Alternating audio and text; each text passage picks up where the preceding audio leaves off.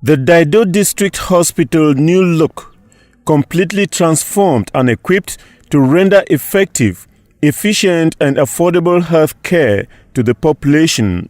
That total transformation has been carried out thanks to the Circle of Friends of Cameroon under the leadership of Cameroon's First Lady Chantal Biya. This Wednesday, July 19, was thus the D-Day. The hospital premises was crowded out of the ordinary. Members of SERAC clad in their uniforms, the entire administration of the littoral region, members of government, especially of littoral extraction, traditional rulers of the Sawa land whose attires could not be missed out, like supporters of the ruling CPDM party, and then the happy recipients, personnel of the Daido District Hospital, including a cross-section of the population, curious to see how the Daido District Hospital gets set to offer quality health care. The equipments were on display: beds, wheelchairs, buckets, standby generator, drugs among others. All of these added to the new coat of painting that has been given to the hospital. As the General Coordinator of SERAC, Madame Linda Yang, did mention, by choosing the Daido District Hospital, SERAC went back memory lane to launch a clarion call for solidarity, to humanity, and civic responsibility. She used the occasion to reiterate that SERAC, with a non-political or profit goal, was a group of women determined to assist the needy and vulnerable group of society. Madame Yang challenged the personnel of the hospital to make maximum, effective and judicious use of the equipment for the benefit of the population. Words of gratitude also came from the government delegate to the Douala City Council, the Littoral Regional Delegate of Public Health, the head of the Daido District Hospital, who all expressed gratitude at the humanitarian gesture, saying it will go a long way to resolving the health needs of a cross-section of the population. Cultural manifestations graced the occasion, including a musical piece by a son of Daido, Ben Deka, who thrilled the population.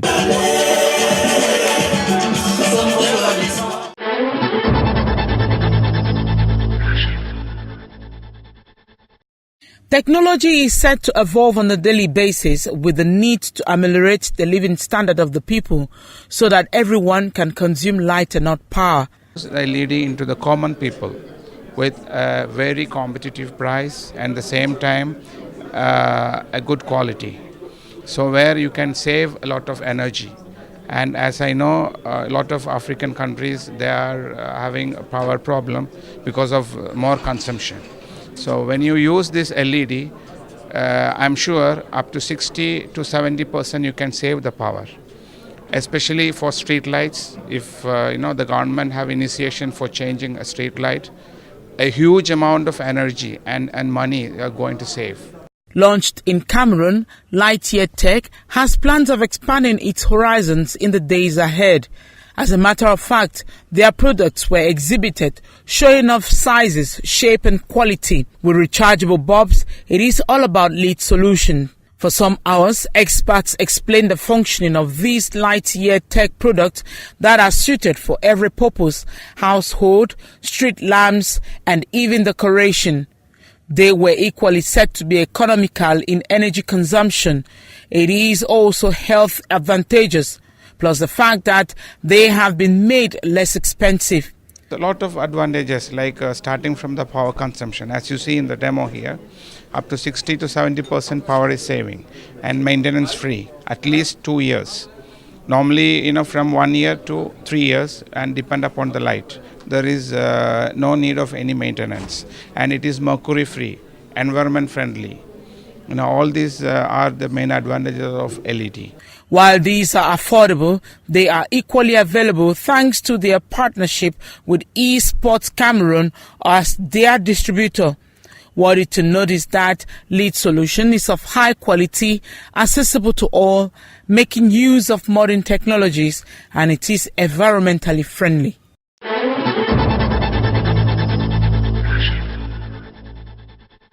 Makunku, a locality in the Masangam municipality, is renowned for the cultivation of coffee, palm oil and other tropical products.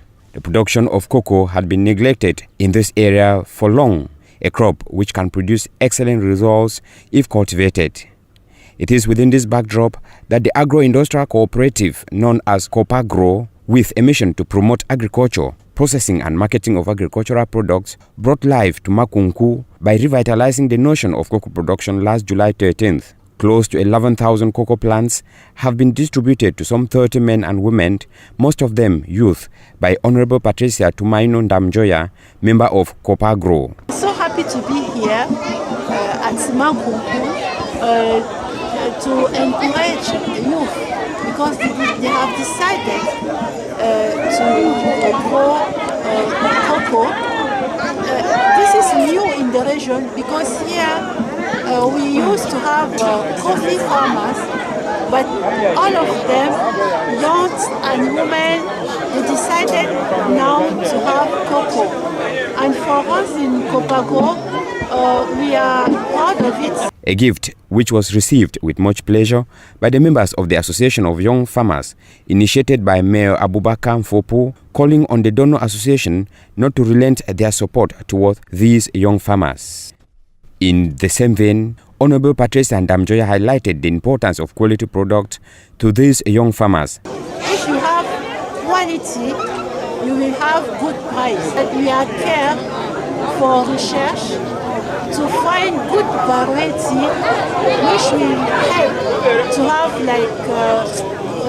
good plants. She equally encouraged women to venture into the cultivation of this new crop in their area with assistance from Copagro. Women are very important, so Copagro assure them a kind of support for their education to attend good practices. They could only give what they have, the Kualum Dance, as their own way of recognizing this commendable gesture by Copagro.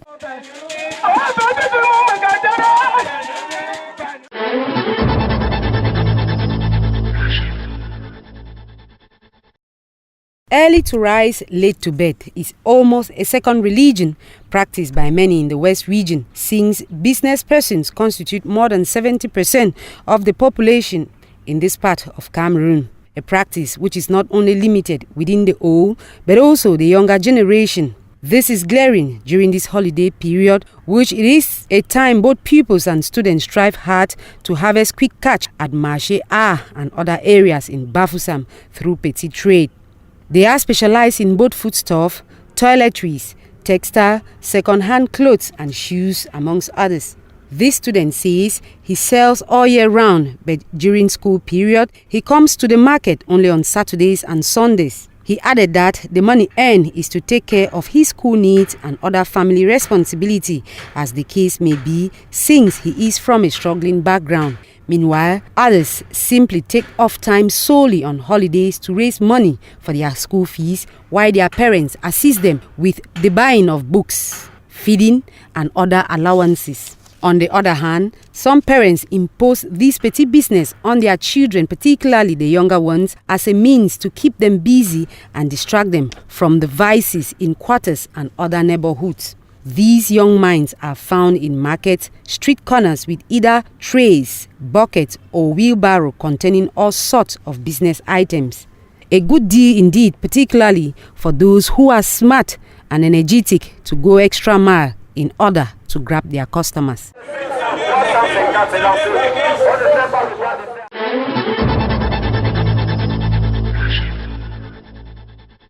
It is at the Bayangam neighborhood that the two teams officially set the tune for the holiday tournament organized by the CPDM 1 section of VINA under the watchful eyes of the initiator Abo Bello, as he says his dream is to keep the youth busy during this long vacation, using football, a game he'd admire so much. Nous encourageons les jeunes à faire le sport et notre objectif c'est de les occuper pendant les vacances. Et nous savons que le sport, c'est un facteur d'unification des peuples. Playing under 10 teams divided into two pools, the Bayangam FC and Paris Saint-Germain showcased a beautiful playing style as the spectators alongside their coaches watched with admiration. The two teams played a neutral game as the initiator expressed his satisfaction. Nous observons, n'est-ce pas, il y a toutes les couches sociales ici présentes et tous les tribus, toutes les confessions. Le match s'est très bien passé. The finals will be played on the 27th of August 2017, giving opportunities for the best team to grab the cup.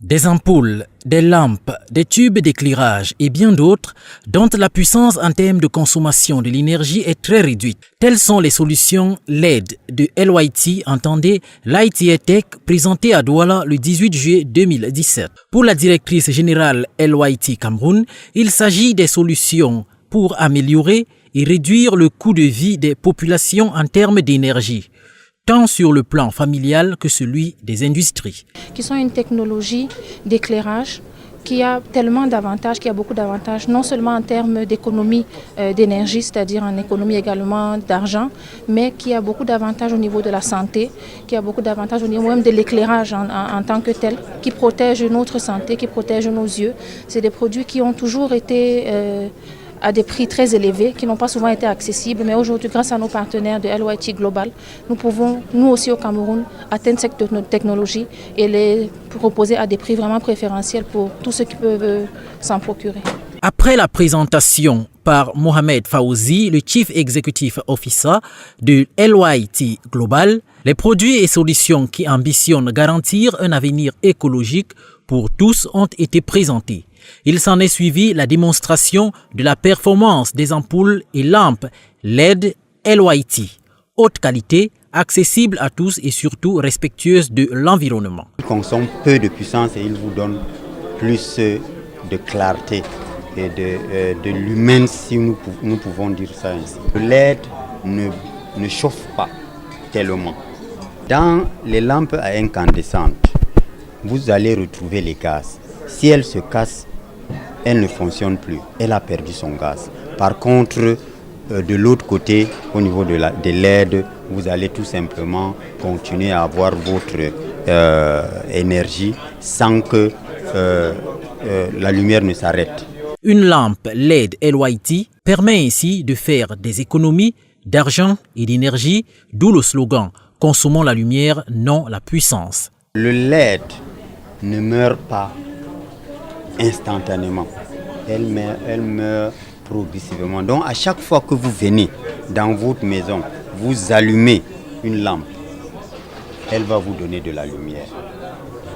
Une lampe LED, elle va vous donner de la lumière et puis cette lumière va progressivement diminuer et que vous allez constater que cette luminosité ne vous suffit plus, vous la changez. Le panneau d'exclusivité a officiellement été remis à eSupport, distributeur exécutif de LYT Cameroun. La brève cérémonie de lancement des solutions LED de LYT s'est achevée sous cette photo de famille.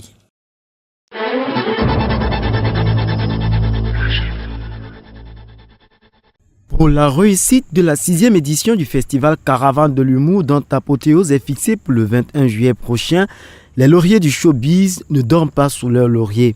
Ils étaient face à la presse le mercredi 19 juillet dans un hôtel de la ville de Douala, accompagnés du docteur François Edimo, délégué régional de la culture pour le littoral, qui ne manque pas de justifier son apport à cet événement. Il n'y a pas de discipline privilégiée dans le ministère des Arts et de la Culture. Il s'agit bien d'un ministère des Arts et de la Culture. Toutes les disciplines artistiques et culturelles sont donc protégés et doivent recevoir l'accompagnement du ministère des Arts et de la Culture. On ne peut pas parler d'un projet isolé seulement concernant l'humour. Il s'agit des projets qui englobent toutes les disciplines artistiques et culturelles. Si vous voulez l'exclusivité, je peux déjà vous dire que d'ici la fin de l'année, la délégation va organiser un grand événement et au sein duquel on va trouver donc des prestations. Les journalistes ont voulu savoir, entre autres choses, la non-implication des femmes à cette rencontre et sur la raison de la non-diffusion de ce spectacle dans les chaînes de télévision. Les hommes et les femmes de médias ont surtout présenté leurs préoccupations sur l'importance du thème choisi, à savoir « Posons les jalons de la révalorisation de l'humour au Cameroun ». Il a en somme été retenu que la présente édition ouvrait une ère nouvelle avec la particularité de promouvoir un partenariat avec des entreprises. Il est question de revaloriser l'humour, comme on l'a dit, et mettre les jalons parce que effectivement l'humour camerounais était resté une histoire d'amusement et désormais il est question que l'humour camerounais implique non seulement l'amusement mais aussi le côté business quoi. C'est-à-dire que c'est pourquoi désormais le festival, parce que le festival c'est pas seulement, on n'organise pas 9 jours d'événements pour rire, mais c'est 9 jours d'événements où on a également on donne également la possibilité aux chefs d'entreprise de venir vendre leur société ou alors leurs produits. Donc désormais l'humour aussi sert à développer l'économie de notre pays. Les humoristes Antonio Tagne Condom et autres animateurs ont comme d'une seule voix exhorté à la valorisation de l'humour camerounais à l'échelle internationale, mais non sans louer l'initiative du jeune promoteur de la dite caravane. Au regard de ce qui se prépare, le spectacle s'annonce inédit. Je ne sais pas ce que je peux vous dire, mais je peux vous rassurer que vendredi 21, j'essaie d'imaginer ce que les gars me disent et de voir le test. J'ai envie de dire que ce ne sera pas la mort parce que personne ne va mourir, mais ce sera le couscous sauce gombo qui a dormi, on a réchauffé.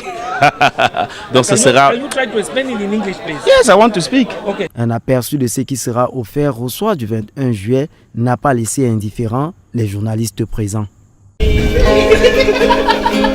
Les fourmis de la forêt, traverser les fourmis, au fur et à mesure, c'est le fur et à mesure, au fur et à mesure, si vous n'êtes pas moi, je prends ma somme.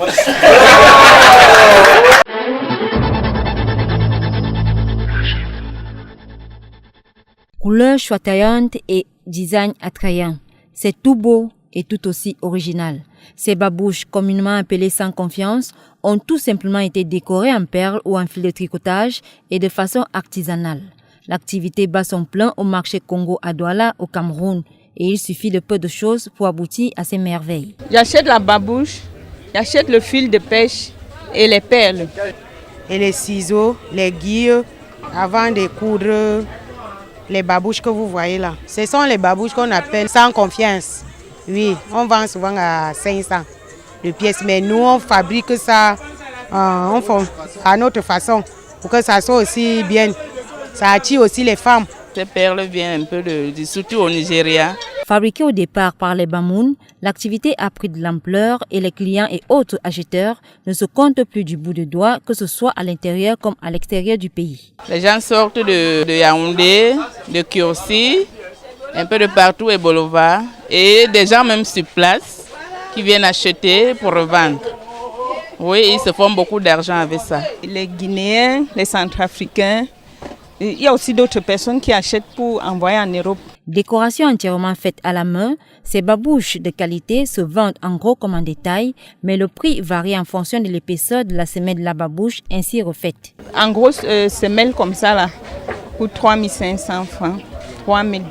En petite semelle comme celle-ci, elle coûte 2500. Les babouches que nous vendons, comme par exemple ça, à 1500 francs au prix de gros. Et ça, nous les vendons à 2500 au prix de gros. Ceux-ci que nous appelons les doubles semelles, nous les vendons à 2000 francs au prix de gros. L'activité ne se fait pas sans quelques désagréments, dû quelquefois à la rareté des babouches et des perles, bien que chacun y trouve son compte à la fin. La rareté des babouches aussi, même des perles. Il y a des moments que nous fabriquons et que nous faisons des stocks. Bon, et que par la suite, les clients finissent toujours par venir acheter. Et c'est un business qui paye vraiment, ça paye. Ainsi va le marché des babouches en perles et en fil de tricotage, made in Cameroun à Douala. Du bon pour les dames.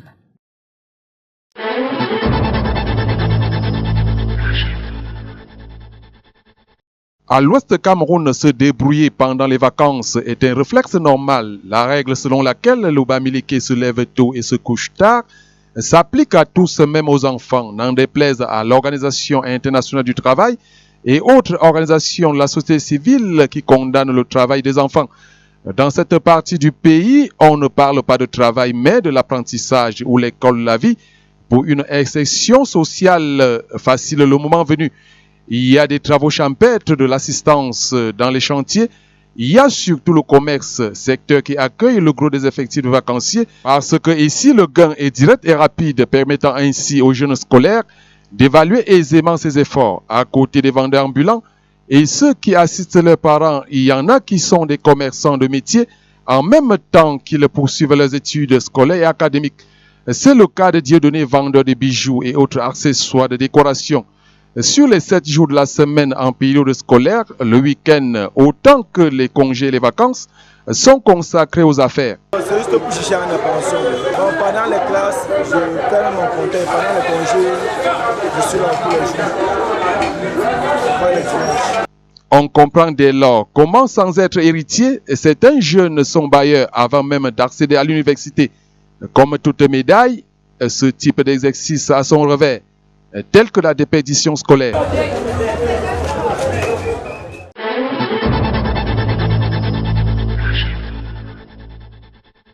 Dispensé maternité à sa création en 1943, érigé en hôpital de district. En août 1995, voici relooké l'hôpital de district de Deedo, bâti sur une superficie estimée à 4600 mètres carrés.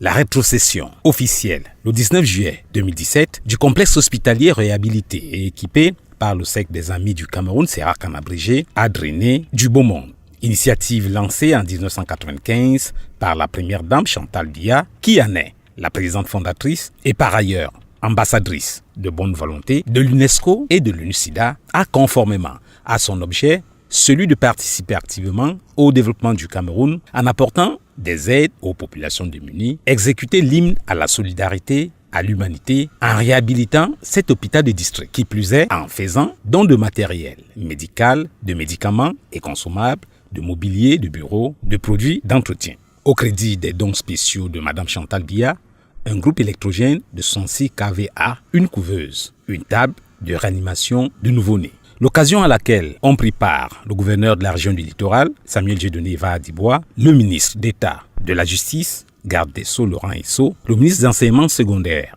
Ernest Ngalaye Bibeye, a connu évidemment des discours précédés par une prière interreligieuse. C'est ainsi que sont passés tour à tour le délégué du gouvernement auprès de la communauté urbaine de Douala, le docteur Fiston Ntoné, lui-même né dans ses installations, le directeur des lieux, le docteur Pierre Minton Medjo, dont voici une attitude. Outre le bloc administratif, nous avons un bloc opératoire, un laboratoire, une maternité, une unité de planning familial et de paix, c'est-à-dire un programme élargi de vaccination, un service des urgences, des services d'hospitalisation chirurgicale, médicale et pédiatrique pour une capacité totale de 64 lits.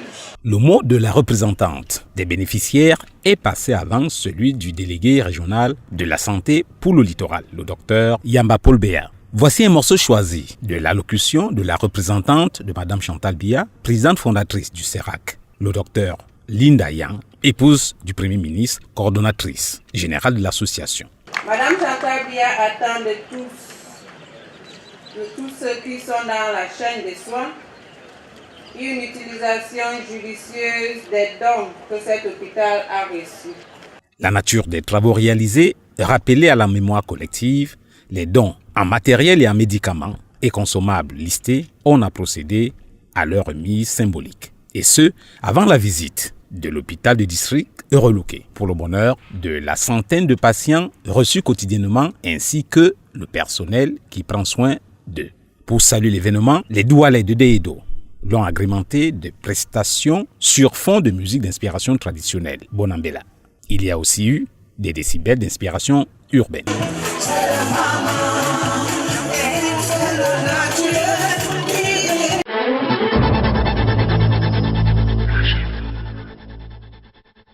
Le symposium de la Confédération africaine de football est considéré comme le plus grand regroupement de la famille de football africain organisé en Afrique. Depuis son élection à la tête de l'instance fêtière du football africain en date du 16 mars 2017, Le malgache Hamad Hamad, lors de la cérémonie d'ouverture, a rappelé l'importance de la tenue de cette rencontre organisée à l'initiative de la Confédération africaine en collaboration avec la Fédération royale marocaine de football.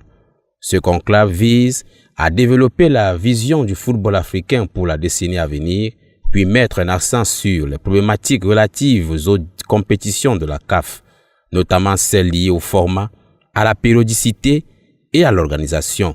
Également au cahier des charges du pays organisateur de la CAN, compétitions interclubs, football jeune, entre autres.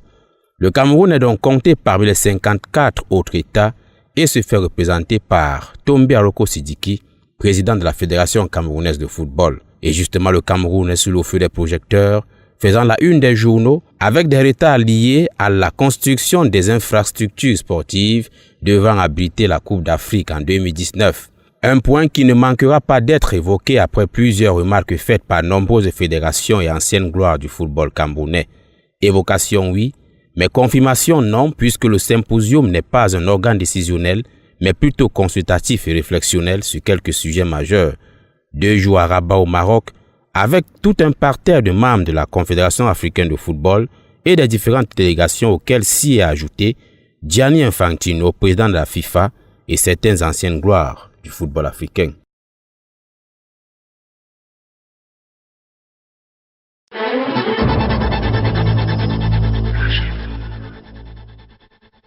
Mouiller le maillot et botter en touche la délinquance juvénile.